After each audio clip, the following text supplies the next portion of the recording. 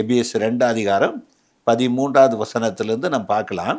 முன்னே தூரமாயிருந்த நீங்கள் இப்பொழுது கிறிஸ்து இயேசுவுக்குள் கிறிஸ்துவின் இரத்தத்தினாலே சமீபமானீர்கள்.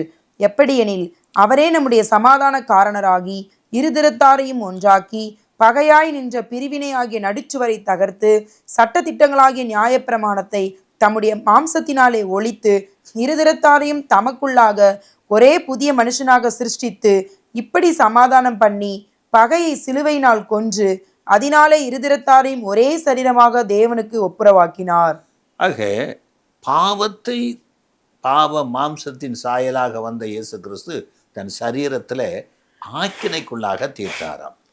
பாவம் மரணம் என்பதாகி பிரமாணம் முடிவுக்குள்ளே அவருடைய சரீரத்தில் வரணும். அப்படி ஆக்கினைக்குள்ளாக தீர்க்கும்படி அவர் வந்தவர். ஆக தேவனுக்கும் மனிதனுக்கும் பகை என்னன்னா மாம்ச சிந்தை. இந்த மாம்ச சிந்தை தேவனாய் கர்த்தருடைய கற்பனைக்கும் பிரமாணத்துக்கு கீழ்ப்படியக்கூடாததாக மீறுதலுக்கு உட்பட்டது. அந்த பகை எங்கன்னா பாவம். அந்த பாவம் எதிலிருந்து பிறந்து வந்தது? நியாயப்பிரமாணத்திலிருந்து. நியாயப்பிரமாணம் இல்லாவிட்டால் மீறுதல் இல்லை, மீறுதல் இல்லாவிட்டால் பாவம் இல்லை. அப்படி ஆதாமுக்குள்ளே வந்திருக்கிற பகையாய் இருக்கிற இந்த மாம்ச சிந்தையை இயேசு கிறிஸ்து அவர் என்ன செய்தார்? கொன்று, பகையை சிலுவையிலே கொன்று, நடுச்சுவர் ஒன்று இருக்குது. மனிதனும் தேவனும் சந்திக்கக்கூடாதபடிக்கு ஒரு பிரமாணம் இருக்குது. நியாயப்பிரமாணத்தை அவர் என்ன செய்தார்? சட்ட திட்டங்களாக நியாயப்பிரமாணத்தை தம்முடைய மாம்சத்தில் அவர் ஒழித்து, ஏன்னா அவர் சரீரத்தில் நியாயப்பிரமாணத்துக்கு கீழ்ப்பட்டவராக மனுஷகுமாரன் இருக்கிறார். அவரே நியாயப்பிரமாணம். ஆக தன்னுடைய சரீரத்தில் அதை ஒழித்து, சட்ட திட்டங்களை ஒழித்து, இப்படி சிலுவையில் இயேசு கிறிஸ்து பிரிவினை உண்டாக்குற அந்த வசனத்தை வாசிக்கலாம். பகையை சிலுவையினால் கொன்று, பகையை சிலுவையினால் கொன்று அதனாலே இருதிறத்தாரையும் ஒரே சரீரமாக தேவனுக்கு ஒப்புரவாக்கினார். அல்லாமலும் அவர் வந்து தூரமாயிருந்த உங்களுக்கும் சமீபமாயிருந்த அவர்களுக்கும் சமாதானத்தை சுவிசேஷமாய் அறிவித்தார். இப்போ பகையை சிலுவையிலே கொன்றார். எப்படி கொன்றார் என்றால், நமக்கு எதிரடையாக கட்டளைகளாக விரோதமாயிருக்கிற கையெழுத்தை அவர் குலைத்தாராம். கொலேசியர் 2 அதிகாரம் 13-14 வசனம். உங்கள் பாவங்களினாலேயும் உங்கள் மாம்ச விருத்த சேதனம் இல்லாமையினாலும் மரித்தவர்களாயிருந்த உங்களையும் அவரோட கூட உயிர்ப்பித்து அக்கிரமங்கள் எல்லாவற்றையும் உங்களுக்கு மன்னித்து நமக்கு எதிரடையாகவும் கட்டளைகளால் நமக்கு விரோதமாய் இருந்த கையெழுத்தை குலைத்து, கையெழுத்தாகிய நியாயப்பிரமாணத்தை குலைத்து அதை நடுவில் இராதபடிக்கு மனிதனுக்கும் தேவனுக்கும் நடுவாக அந்த நியாயப்பிரமாணம் இருந்து கொண்டது. அதை நடுவில் இராதபடிக்கு எடுத்து சிலுவையின் மேலே ஆணி அடித்து, சிலுவையின் மேலே ஆணி அடித்ததுன்னா இயேசு கிறிஸ்துவின் சரீரம். அந்த சரீரம் தான் நியாயப்பிரமாணம் என்று நான் உனக்கு சொன்னேன். அந்த நியாயப்பிரமாணமாக இருக்கிற மனுஷகுமாரனை சிலுவையில் வைத்து அடித்து துரைத்தனங்களையும் அதிகாரங்களையும் இந்த நியாயப்பிரமாணத்தை வைத்திருக்கிற துரைத்தனங்கள் என்னன்னா அதிகாரங்கள், பாவ மரணத்துக்குரிய அதிகாரங்கள், துரைத்தனங்கள், ஆளுகைகளை அவர் வெளியரங்கமான கோலமாக்கி அவைகளின் மேலே சிலுவையிலே வெற்றி சிறந்தாராம். எவ்வளவு காரியம் செய்திருக்கிறார் பாருங்க. ஆக இயேசு கிறிஸ்துவின் மரணம் என்பது சாதாரணமான காரியம் அல்ல. ஒரு உலகம் முழுவதையும் ஆதாம் முதல் மோசே வரைக்கும், மோசே முதல் கிறிஸ்து வரைக்கும் ஆண்டு கொண்டிருக்கிற அந்த பாவம், நியாயப்பிரமாணத்தில் வரக்கூடிய மீறுதல், அந்த மீறுதலினால் வரக்கூடிய பாவம், சாபம், மரணங்கள், எல்லா மனுஷனும் தேவனிடத்தில் சேரக்கூடாதபடிக்கு மரணம் பாதாளத்துக்கு கொண்டு போய் கொண்டிருக்க இயேசு கிறிஸ்து இந்த நியாயப்பிரமாணத்துக்குரியவராக இந்த பூமியில் வந்து மனுஷகுமாரன்கிற நிலையில், கர்த்தத்துவங்கிற நிலையில் தன் சரீரத்தில் அடைந்த மரணத்தினாலே பாவத்தை ஆக்கினைக்குள்ளாக, மரணத்தை ஆக்கினைக்குள்ளாக தீர்த்து தன் மாம்ச சரீரத்தில் சட்டத்திட்டங்கள் நியாயப்பிரமாணத்தை எல்லாம் ஒழித்து, அதனால் வரக்கூடிய மீறுதலெல்லாம் ஒழித்து, அது நடுவில் இராதபடி சிலுவையில் வைத்து அவர் சரீரத்தில் அடித்து நீக்கிவிட்டு, இப்பொழுது சிலுவையிலே நியாயப்பிரமாணம் இல்லை, மீறுதல் இல்லை, பாவம் இல்லை, மரணம் இல்லை, இவையெல்லாம் முடிந்து போன பின்பு முடிந்தது என்று சொல்லி அதில் வெற்றி சிறந்ததாக இயேசு ஜெயம் எடுத்து அவர் எழுந்து உயிரோடு வரப்போகிறார். ஆக அப்படிப்பட்ட ஒரு மகிமையை கர்த்தர் நம்ம கொடுத்துருக்கிறார். 2 தீமோத்தேயு 1:10. நம்முடைய இரட்சகராகிய இயேசு கிறிஸ்து பிரசன்னமானதினாலே அந்த கிருபை இப்பொழுது வெளிப்படுத்தப்பட்டது. இவர் மரணத்தை பரிகரித்து ஜீவனையும் அழியாமையையும் சுவிசேஷத்தினாலே வெளியரங்கமாக்கினார். ஆக இப்படி இயேசு கிறிஸ்து மரணத்தை பரிகரித்தாராம்.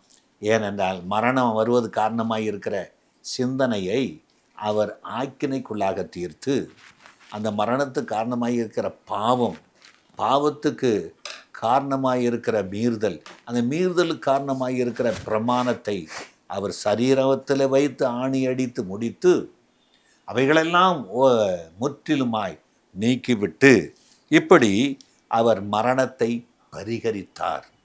மரணம் அவருடைய சரீரத்தில் இதுவரைக்கும் எல்லாரையும் உலகமெல்லாம் ஆண்டு கொண்டிருந்த இந்த மரணம் இயேசு கிறிஸ்துவின் சரீரத்தில் பரிகரிக்கப்பட்டு போய்விட்டது.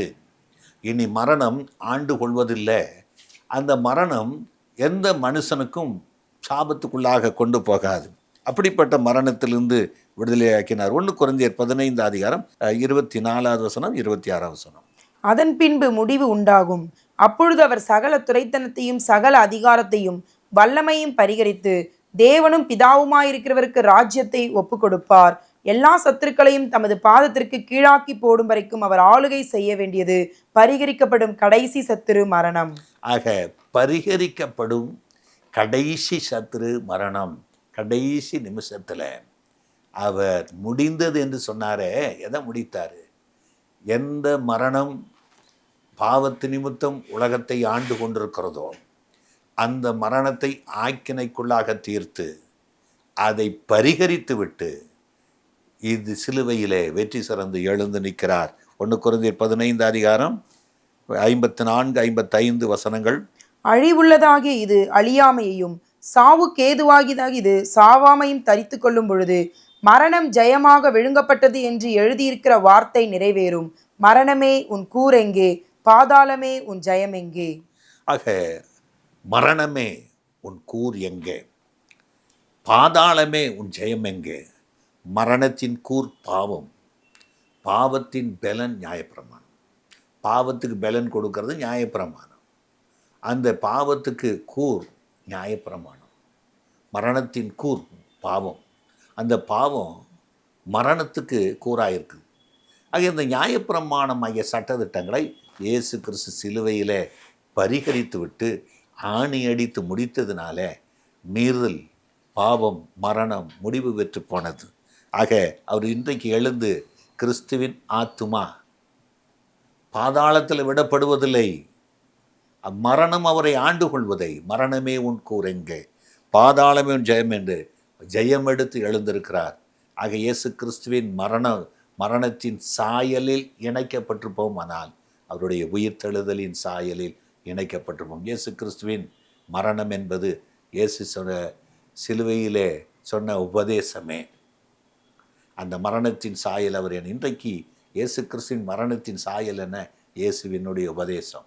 அதில் எந்த மனிதன் இணைக்கப்படுகிறானோ அவன் இயேசு சிலுவையில் வெற்றி சிறந்ததை போல மரணத்தை, சாபத்தை, பாவத்தை வெற்றி சிறந்து உயிர் தெழுகிற நாளிலே பரலோகத்தை போக முடியும். ஆண்டவராக இயேசு கிறிஸ்து சிலுவையிலே பாவத்தை, மரணத்தை ஆக்கினைக்குள்ளாக தீர்த்தார் என்று பார்க்குறோம்.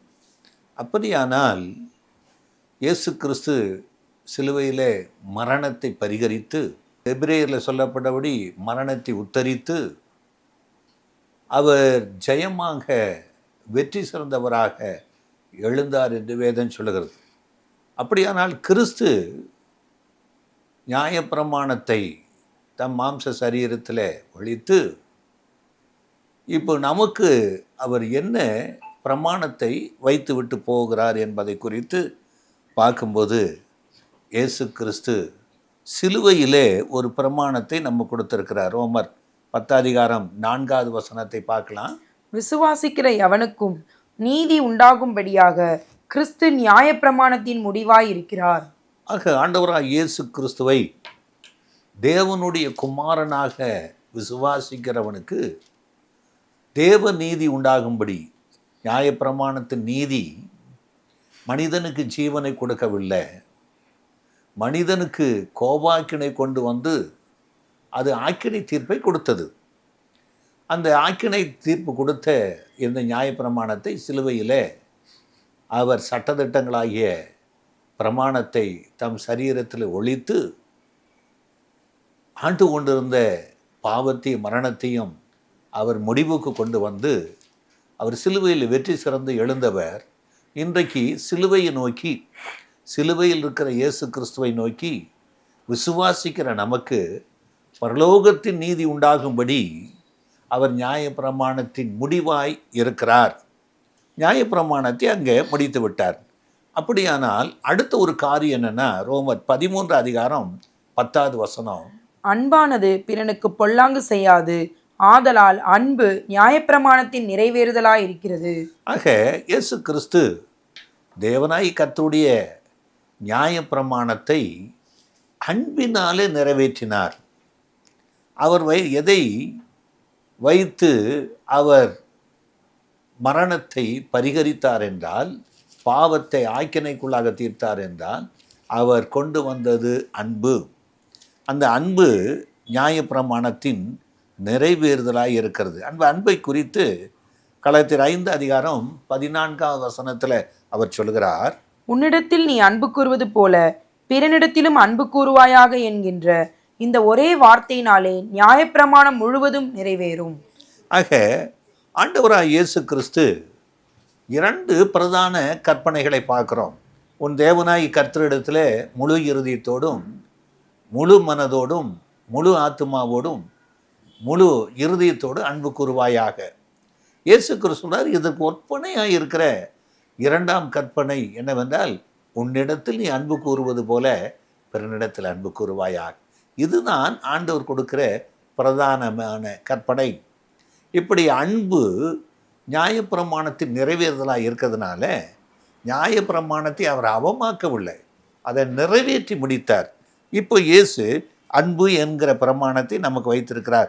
கலாத்தியர் 5:22 நாம் வாசிப்போமானால், ஆவியின் கனியோ அன்பு, சந்தோஷம், சமாதானம், நீடிய பொறுமை, தயவு, நற்குணம், விசுவாசம், சாந்தம், இச்சையடக்கம், இப்படிப்பட்டவைகளுக்கு விரோதமான பிரமாணம் ஒன்றுமில்லை.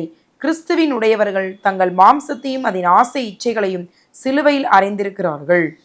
ஆக கிறிஸ்துவனுடையர்கள் மாம்சத்தையும் அவருடைய ஆசை இச்சைகளையும் சிலுவையில் அறைந்திருக்கிறார்களாம். இப்போ இயேசு கிறிஸ்து சிலுவையில் அறைந்தது என்ன?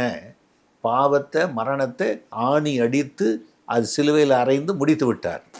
இப்போ கிறிஸ்துவனுடையர்கள் அந்த கிறிஸ்துவின் மரணத்தின் சாயலிலே இணைக்கப்படுவது என்றால், கிறிஸ்து இயேசு நிறைவேற்றின அந்த அன்பு, அந்த நிறைவேறுதல் கூடியதான செயல்கள் கிறிஸ்துவனுடையர்கள் மாம்சத்தை அதனுடைய ஆசை இச்சைகளை சிலுவையில் எப்படி அறைகிறார்கள் என்றால், அன்புங்கிற வார்த்தை நிறைவேறணும். இயேசு கிறிஸ்துவின் அன்பின் ஆவிக்குரிய கனிகளை குறித்து பார்க்குறோம்.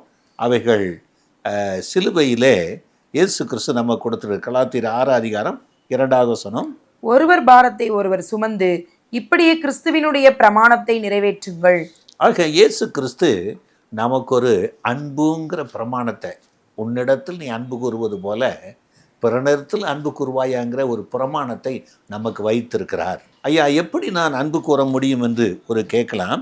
எபிரேயர் 8:10 அந்த நாட்களுக்கு பின்பு நான் இஸ்ரவேல் குடும்பத்தாரோட பண்ணும் உடன்படிக்கையாவது, என்னுடைய பிரமாணங்களை அவர்களுடைய மனதிலே வைத்து அவர்களுடைய இருதயங்களில் அவைகளை எழுதுவேன். நான் அவர்கள் தேவனாயிருப்பேன், அவர்கள் என் ஜனமாயிருப்பார்கள். ஆக இங்கு எபிரேயர் சொல்கிறாரு, என்னுடைய பிரமாணங்களை நான் அவர்கள் இருதயத்தில் வைத்து நான் அவைகளை அவர்கள் மனதில் எழுதுவேன்கிறார். ஆக இருதயத்தில் அவைகளை எழுதுகிறாராம். என்ன அவருடைய பிரமாணத்தை நமக்கு வைத்திருக்கிறார்? இதே காரியத்தை 10:16 அவர் சொல்கிறார், அந்த நாட்களுக்கு பின்பு நான் அவர்களோட பண்ணும் உடன்படிக்கையாவது, நான் என்னுடைய பிரமாணங்களை அவர்களுடைய இருதயங்களில் வைத்து அவைகளை அவர்களுடைய மனதிலே எழுதுவேன் என்று கர்த்தர் சொல்லுகிறார் என்பதை உரைத்த பின்பு. ஆக எந்த நாட்களுக்கு பின்பு? இயேசு சிலுவையிலே நியாய பிரமாணத்து நீதிகளை அழித்து ஒழித்து விட்டது அவர் உயிர்த்தெழுந்த பின்பு இப்போ அவர் என்ன பிரமாணத்தை வைத்திருக்கிறார்?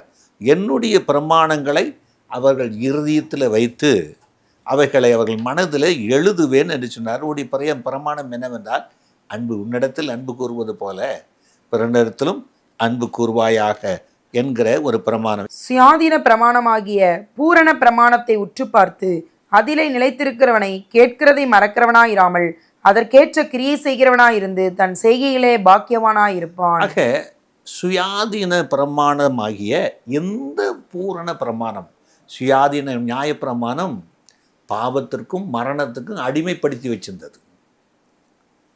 அந்த அடிமைத்தனத்திலிருந்து இயேசு கிறிஸ்து சிலுவையில் சிந்தின இரத்தத்தால், சிலுவையில் அடைந்த ஆக்கினையினால் விடுதலை ஆக்கிட்டார். இன்றைக்கு இயேசு கிறிஸ்து கொடுக்குற சுயாதீன பிரமாணம், இந்த சுயாதீனம் தேவனிடத்தில் சுதந்திரத்தை கொண்டு வரும். பரலோகத்துக்கு போகிற பாக்கியம் கிடைக்கும். இந்த பூரண சுயாதீன பிரமாணமாகிய பூரண பிரமாணத்தை உற்று பார்த்து அதிலே நாம் நடக்க வேண்டும். அப்படியானால் இந்த பூரண பிரமாணம் என்பது என்ன என்பதை குறித்து ஒரு சில காரியங்களை உங்கள் மத்தியில் வைக்க விரும்புகிறேன். ஆக முதலாவது காரியம் மத்திய 5வது அதிகாரம் 17வது வசனம். நியாயப்பிரமாணத்தை ஆனாலும் தீர்க்க தரிசனங்களை ஆனாலும் அழிக்கிறதற்கே வந்தேன் என்று எண்ணிக்கொள்ளாதீர்கள், அழிக்கிறதுக்கல்ல நிறைவேற்றுகிறதற்கே வந்தேன். ஆக நியாயப்பிரமாணம் மீறுதலை கொண்டு வரும், பாவம் மரணங்களை கொண்டு வரும் என்று நம்ம பார்த்தோம். ஆனால் கட்டளையிட்டவர் அதை நிறைவேற்றுகிற வரைக்கும் அது முடிவு பெறாது. அதை அழிக்கிறதுக்கு வந்தேன் என்று எண்ணிக்கொள்ளாதீர்கள், நிறைவேற்ற வந்தேன். இயேசு கிறிஸ்து நியாய பிரமாணத்தின் நிறைவேறுதலாக முடிவாக அவர் இருக்கிறார். அவர் முடித்து விட்டார். இன்றைக்கு அந்த ஆண்டவராக இயேசு கிறிஸ்து சொல்லக்கூடிய அவர் பூரண பிரமாணம் என்னவென்றால், முதலாவது காரியத்தை நான் உங்கள் மத்தியில் வைக்க விரும்புகிறேன். மத்தேயு 5 அதிகாரம் 20வது வசனம். வேதபாரகர் பரிசேயர் என்பவர்களுடைய நீதியிலும் உங்கள் நீதி அதிகமாய் இராவிட்டால் பரலோக ராஜ்யத்தில் பிரவேசிக்க மாட்டீர்கள் என்று உங்களுக்கு சொல்லுகிறேன். வேதபாரகரும் பரிசேயரும் எந்த நியாயப்பிரமாணம் எங்களுக்கு கொடுக்கப்பட்டதோ அந்த நியாயப்பிரமாணத்தின்படி இவன் சாக வேண்டும் என்று இயேசுவை சிலுவையில் அறைந்தார்கள்.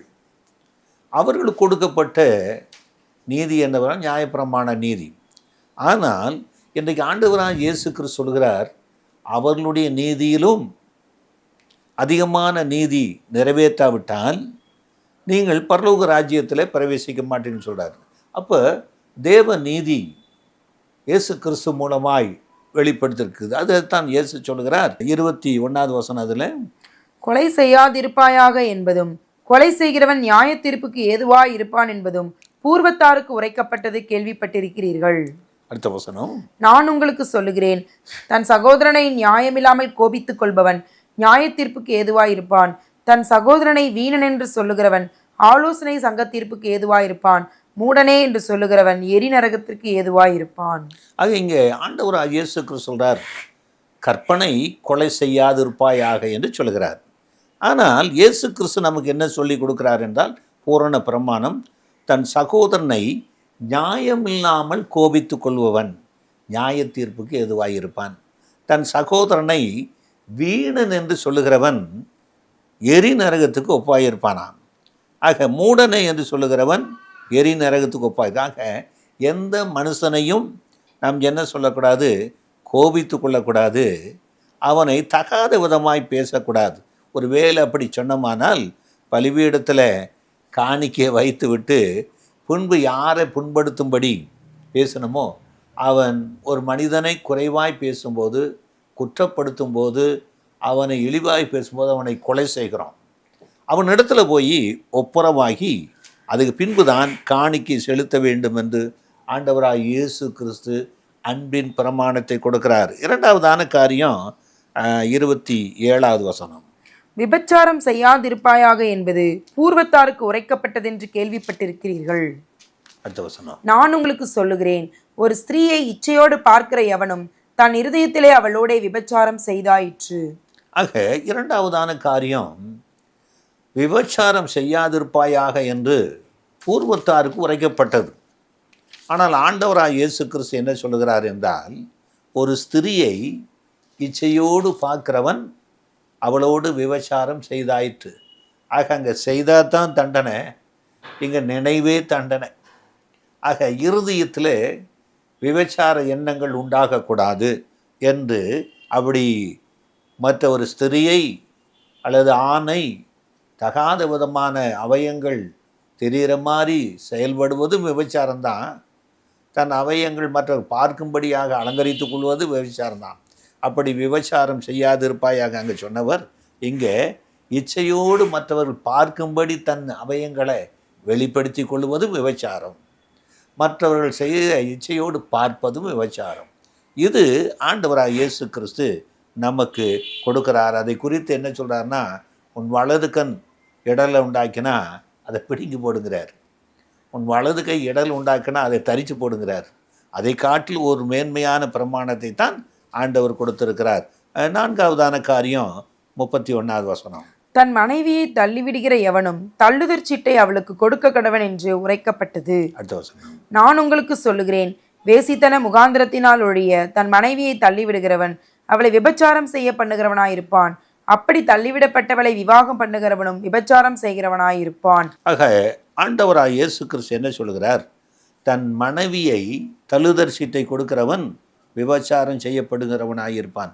நான் உங்களுக்கு சொல்கிறேன், வேசித்தனம் முகாந்திரம் இல்லாமல் தன் மனைவியை தள்ளி விடுகிறவன் அவளை விபச்சாரம் செய்யப்படுகிறான். ஆக அப்படியே தள்ளிவிடப்பட்டவளையும் விவாகம் பண்ணுகிறவன் விபச்சாரம் செய்யப்படுகிறவன் ஆகியிருப்பான் என்று சொன்னார். அங்கே இன்றைக்கு டைவர்ஸ் என்பது கிறிஸ்தவ சமுதாயத்தில் சர்வ சாதாரணமாய் போயிடுச்சு. எந்த முகாந்திரம் இல்லாமல் தள்ளிவிடக்கூடாது. குடும்பத்தில் பிரச்சனை, குடும்பத்தில் போராட்டம்னா உடனே டைவர்ஸ் பண்ணுறாங்க, ஒத்து வராது. அன்பு தேவனுடைய பிள்ளைகளே, நீங்கள் ஆண்டவராக இயேசு கிறிஸ்துவின் அன்பின் பிரமாணத்துக்கு உட்பட்டவர்களாக இருந்தால் இந்த டைவர்ஸ் என்கிற வேசித்தன முகாந்திர கிரிகளை நீங்கள் செய்யக்கூடாது என்று ஆண்டவர் சொல்லுகிறார். அதோடு 33வது வசனம். அன்றியும் பொய்யானை இடாமல் உங்கள் ஆணைகளை கர்த்தர் முன்னிலையாய் செலுத்துவாயாக என்று பூர்வத்தாருக்கு உரைக்கப்பட்டதென்று கேள்விப்பட்டிருக்கிறீர்கள். நான் உங்களுக்கு சொல்லுகிறேன், பரிச்சேதம் சத்தியம் பண்ண வேண்டாம், வானத்தின் பேரில் சத்தியம் பண்ண வேண்டாம், அது தேவனுடைய சிங்காசனம். 37வது வசனம். உள்ளதை உள்ளதென்றும் இல்லதை இல்லதென்றும் சொல்லுங்கள், இதற்கு மிஞ்சினது தீமையினால் உண்டாயிருக்கும். இன்றைக்கு சத்தியம் பண்ணுவது, பொய் சொல்லுவது மாம்ச சிந்தையிலிருந்து உண்டாகிற ஒரு காரியம். இங்கே வேலை சொல்கிற உள்ளதை உள்ளதென்றும் இல்லாததை இல்லாதென்று சொல்லுங்கள், இதுக்கு மிஞ்சினது தீமையினால் உண்டாயிருக்கு. இதை இயேசு கிறிஸ்து செய்திருக்கிறார். ஆக அடுத்ததான ஒரு காரியம் 38வது வசனம்.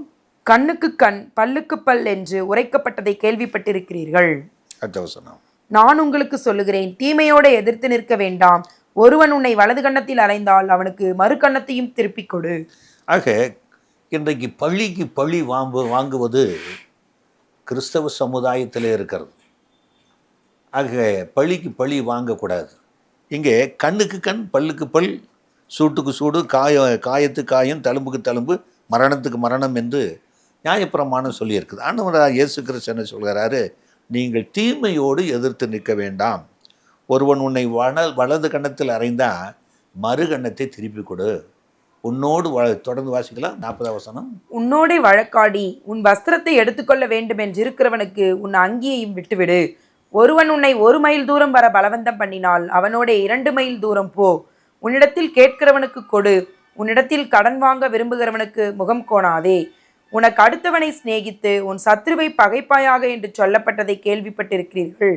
நான் உங்களுக்கு சொல்லுகிறேன், உங்கள் சத்துருக்களை சிநேகியுங்கள், உங்களை சபிக்கிறவர்களை ஆசீர்வதியுங்கள், உங்களை பகைக்கிறவர்களுக்கு நன்மை செய்யுங்கள், உங்களை நிந்திக்கிறவர்களுக்காகவும் உங்களை துன்பப்படுத்துகிறவர்களுக்காகவும் ஜெபம் பண்ணுங்கள். இப்படி செய்வதினால் நீங்கள் பரலோகத்தில் இருக்கிற உங்கள் பிதாவுக்கு புத்திரராயிருப்பீர்கள். அவர் தீயோர் மேலும் நல்லோர் மேலும் தமது சூரியனை உதிக்க பண்ணி நீதி உள்ளவர்கள் மேலும் அநீதி உள்ளவர்கள் மேலும் மழையை பெய்ய பண்ணுகிறார். ஆக உனக்கு அடுத்தவனை சிநேகித்து உன் சத்ருவை பகைப்பாயாக என்று பூர்வத்தாருக்கு சொல்லப்பட்டிருக்குது. ஆனால் ஆண்டவராக இயேசு கிறிஸ்து சொல்கிறாரு, சத்துருவை சிநேகி, சபிக்கிறவர்களை ஆசீர்வதி, பகைக்கிறவர்களுக்கு நன்மை செய்யி, உன்னை நிந்திக்கிறவர்களுக்காக துன்பப்படுத்துறவர்களுக்காக ஜெபம் பண்ணு. இப்படி செய்வதினால் பரலோகத்திருக்கிற உங்கள் பிதாவுக்கு புத்திரராயிருப்பீர்கள். ஆக இந்த உபதேச வார்த்தைகளெல்லாம் சிலுவை என்கிற தியானத்திற்கு கொண்டு வந்தபோது உங்களுக்கு சொல்லியிருக்கிறேன். அதை தொடர்ந்து 6ஆம் அதிகாரத்திலும் பார்க்கலாம். ஆக நாம் செய்ய வேண்டிய தர்மம் எப்படி செய்ய வேண்டும், நாம் எப்படி ஜெபம் பண்ண வேண்டும், நாம் எப்படி ஆண்டவருடைய சமூகத்தில் உபவாசிக்க வேண்டும், நாம் எப்படி ஆண்டவருடைய சமூகத்தில் விசுவாசிக்க வேண்டும் என்று இந்த 6ஆம் அதிகாரம் முழுவதும் கொடுத்திருக்கிறார். 7ஆம் அதிகாரத்துக்குள்ளே வருவீர்களானால் நாம் மற்றவர்களை 7ஆம் அதிகாரத்தில் முதல் வசனம், நீங்கள் குற்றவாளிகள் என்று தீர்க்கப்படாதபடிக்கு மற்றவர்களை குற்றவாளிகள் என்று தீர்க்காதிருங்கள். அடுத்த வசனம், ஏனெனில் நீங்கள் மற்றவர்களை தீர்க்கிற தீர்ப்பின்படியே நீங்களும் தீர்க்கப்படுவீர்கள், நீங்கள் மற்றவர்களுக்கு அளக்கிற அளவின்படியே உங்களுக்கும் அளக்கப்படும். தொடர்ந்து வாசிக்கலாம். நீ உன் கண்ணில் இருக்கிற உத்தரத்தை உணராமல் உன் சகோதரன் கண்ணில் இருக்கிற துரும்பை பார்க்கிறது என்ன? இதோ உன் கண்ணில் உத்தரம் இருக்கையில் உன் சகோதரனை நோக்கி நான் உன் கண்ணில் இருக்கும் துரும்பை எடுத்து போடட்டும் என்று நீ சொல்வது எப்படி? ஆக ஆண்டவராகிய இயேசு கிறிஸ்து மற்றவர்களை குற்றவாளி என்று தீர்க்கக்கூடாது. நாம் தீர்க்கிற தீர்ப்பின்படியே நாம் தீர்க்கப்படும். ஆண்டவர் பிதாவே இவர்களுக்கு மன்னியும், தாங்கள் செய்கிறது இன்னதென்று அறியாதிருக்கிறார்கள் என்று சொன்னாரே. கொலை செய்தவர்களை, அடிக்கிறவர்களை, துன்பப்படுத்துறவர்களை, நிந்திக்கிறவர்களை, அவருடைய வஸ்திரத்தை எடுத்துக்கொண்டவர்களை, அவர்களை பாடுகளுக்கு உட்படுத்தினவர்களை எல்லாம் அவர் ஒன்று சொல்லலை. பிதாவே இவர்களுக்கு மன்னியும், தாங்கள் செய்கிறது இன்னதென்று அறியாதிருக்கிறார்கள் என்று மன்னித்தாரே. இந்த அன்பின் பிரமாணத்தை ஆண்டவராக இயேசு கிறிஸ்து நமக்கு வைத்திருக்கிறார். இதுதான் உன்னிடத்தில் நீ அன்பு கூறுவது போல பிறனிடத்தில் அன்பு கூறுவாயாக என்கிற உன்னதமான பிரமாணம். இந்த பிரமாணமானது உன்னதமான இயேசு கிறிஸ்துவின் மகிமைக்குரியது. பரலோக ராஜ்யத்துக்கு பிரவேசிப்பீர்கள், பிதாவுக்கு பிள்ளைகளாக இருப்பீர்கள். இப்படிப்பட்ட பிரமாணத்தை நிறைவேற்றுங்க. பரலோகத்தில் பிதாவுக்கு பிள்ளைகளாக இருங்க. பரலோக ராஜ்யத்தை சுதந்தரித்துக் கொள்ளுங்க. இயேசு கிறிஸ்து உங்களை ஆசீர்வதிப்பாராக. கிறிஸ்துவின் மரணம் என்பது அவருடைய உபதேசத்தை குறிக்கும். அந்த உபதேசத்தினால தான் பாவம் மரணத்தை அளித்தார். நீங்கள் அதை அறித்து கொண்டால் உங்கள் மாம்ச சிந்தை, உங்களுடைய பாவம் மரணம் அளிக்கப்பட்டு நீங்கள் தேவ பிள்ளைகளாக மாற்றப்படுவீர்கள். இயேசு உங்களை ஆசீர்வதிப்பாராக. எங்கள் அன்பும் இரக்கமுள்ள ஆண்டவரே, இந்த மகிழ்ச்சியான நாளில் கிறிஸ்து இயேசுவின் மரணத்தின் சாயலில் இணைக்கப்பட்டிருப்பீர்களானால் அவருடைய உயிர்த்தெழுதலின் சாயலிலும் இணைக்கப்பட்டிருப்பீர்கள் என்று சொன்ன அந்த வார்த்தையின்படியே கர்த்தாவே, கிறிஸ்துவின் மரணத்தின் சாயல் என்ன என்பதை இந்த செய்தியின் மூலமாய் எங்கள் மக்களோடு நாங்கள் பகிர்ந்து கொண்டிருக்கிறோம். இந்த வார்த்தைகளை தியானித்து இதை இருதயத்தில் எழுதி வைத்து கொள்ளட்டும்.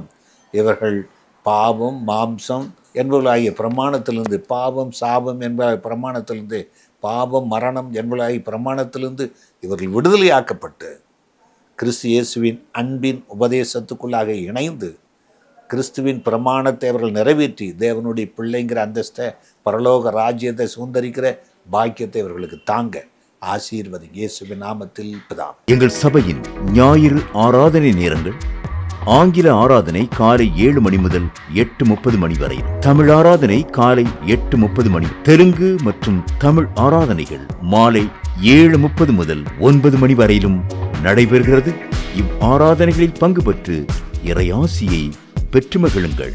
மேலும் ஒவ்வொரு வெள்ளிக்கிழமை தோறும் பகல் 11 மணிக்கு உபவாச ஜெபமும் நடைபெறுகிறது என்பதை தெரிவித்துக் கொள்கிறோம்.